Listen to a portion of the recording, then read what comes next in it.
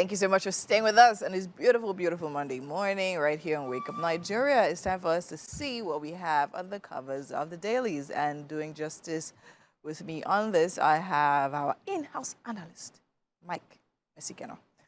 I put it to you that I am not in-house analyst. Mike, how you doing? I'm good.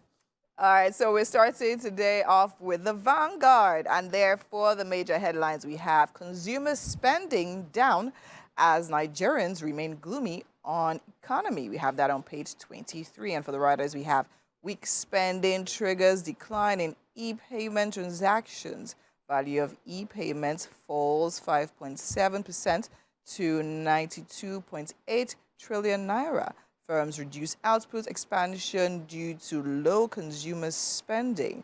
And below there we have, in the purple box, we have Samoa agreement. Ombudsman begins probe of federal government's complaints against Daily Trust. We have that on page 8. NBA gives IG 7 days to stop CMR certificates insurance. We have on page 8. UK courts dismisses P&ID appeal. Upholds £43 million award in favor of Nigeria. We have that on page 8. Trump assassination attempts. Tinubu world leaders call shooting distasteful. We have that on page 5. And of course, we have for sports day on page 40. Euro 2024, Spain heap 2-1 pain on England. Mike, what piques your interest? I mean, everything is all about the economy. Yeah. And of course, we know we've spoken about spending power. People that I know would buy 1 crate of egg a week now. They're now doing half. In fact, this was Friday when I was talking about it. And spending power, it's down. We all need something, and we all need to look up. But I don't know if it's in any of the headlines. There was also something I saw concerning the new Dangote refinery and all of that we probably would see in 1 or 2 other papers. But yes, it's all about the economy. It's all about the outlook, and hopefully the president and his team, they need to get on this as ASAP, because I know now we are back to importing. Yes. Because of the food shortage, as it were. Yes. So not to get us in this place whereby you have the money to go and buy food and you don't see the food to buy, But it's not the best. We should talk about security for farmers, for farmlands, and ensuring that we get our food. But, it's just that at some times, some of these stopgap measures or these quick fixes tend to extend the whole concept. The whole concept of subsidy, yes. It started as a short fix. Yes. Let's spend 12 months, Yes. 18 months and fix this thing. And then we'll subsidize. And today is over 20-something years. Yes. So and we're trying to remove it, it refuses to remove. So you see, we need to put our acts together. Yeah, so I mean, concerning the economy and of course spending, I remember listening to the news yesterday, talking about how the spending power of households have literally dropped from 70-something, about 72, 74% to 50%. Now, this doesn't necessarily mean that people are spending less. It literally means that people can afford to spend less, right? So even where people were spending like a higher amount on like more things, now what they literally can afford to spend, I don't know if you understand what I'm trying to say. Yeah, now reduced. Yeah, it's now reduced. Even if it's the same amount. So it's not even as like the spending power is dropping. That you have, just exactly. that the prices are increasing. So you're spending. It's just. I want to say 1 million now. Don't be like 10K.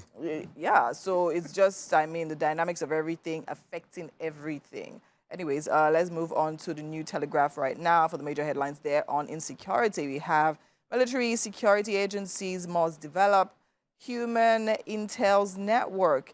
Ex-DSS directors, and on the right for the writers there we have capacity, not intelligence, lacking. Ejiofor as Amekri warns Boko Haram terrorists returning to suicide bombing, and at the top of the paper there we have hardship. Consumer loan surge by 44.98% to 3.82 trillion naira, and below there on the strip we have cooking gas price rises as 12.5 kg refill hits 14,500. And we have a number of other headlines there. Below the image there, we see Dangote conglomerate project, $30 billion revenue in 2025. Cement COI generated for $3.3 billion revenue in 2023. We have that on page 3. To the right of that, we have local governments, long walk to financial autonomy. On the strip there, we have study links, quality sleep to reduce loneliness. So we have a number of all of that to the side there. So, Mike, which of these? Oh, of course, military security agencies must develop human intel network. It's like the basic, is the bread and butter of security. Yeah. And that's talking about intelligence. Of course. We call it intelligence. That means, so we're talking about the assassination attempt. Now, do you know that even when that guy was entering into the arena, the DSS already had tips on. Yes, they already had dabs on him. In fact, they already mentioned him as a person of interest that should be watched. Yeah. So even on that place, as much as immediately the shots went out in less than about 7 seconds, they had gotten him down. Yes.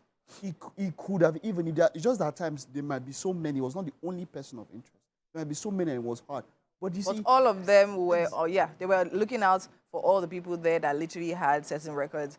And of course, I think that just shows the play of proactivity, right? When you're literally proactive, you're not waiting for it to happen. You already have your suspect. So it's the same thing when it comes to terrorism and banditry in this place. Intelligence well done beforehand would really see those things drastically reduced. Yes, of course. And so let's move quickly on to the Daily Trust here. For the major headlines, we have 6 years after Abuja-Kaduna road project uncompleted. Below that, we have myriad of potholes causing vehicles crashes. Commuters demand urgent government action to be completed in 12 months. We have that from Works Minister. Below there, we have the same. NNPCL now owns only 7.2% of Dangote refinery. That comes from Aliko. Victims narrate ordeals after school residential building collapse in Jos, Abuja. Mike, I'm hoping that the NNPCL was the one you were looking forward to.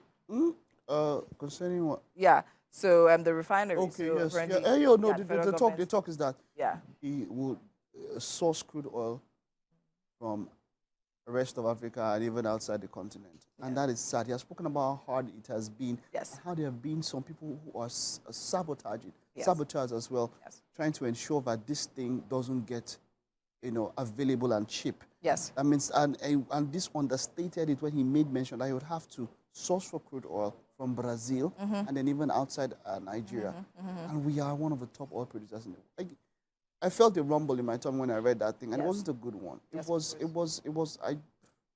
I think that just goes to show that despite the fact that people are putting efforts into making things better with regards to certain things in the country, infrastructure, things like this crude oil and all of that, some people are literally standing for personal gains, right? But I think what actually even catches my eye most is the fact that,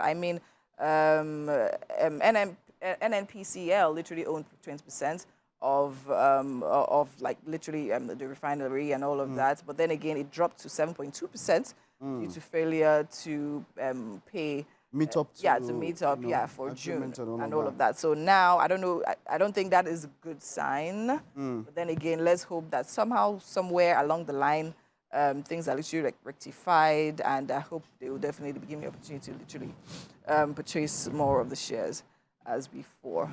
All right, and I think that's all we'll be taking for the major headlines here on this episode of Wake Up Nigeria. Mike? Yeah, I mean, looking at it and all that, like what's spoken and all of that, I hope this refinery thing comes to happen, because, our lifeblood is fuel.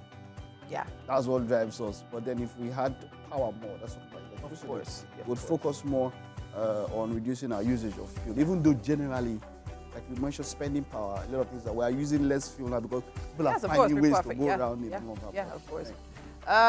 So that's all we'll be taking on the newspaper headlines for today. Thanks for staying with us. Still so much more happening right here. Wake Up Nigeria. Do stay with us. We'll be right back.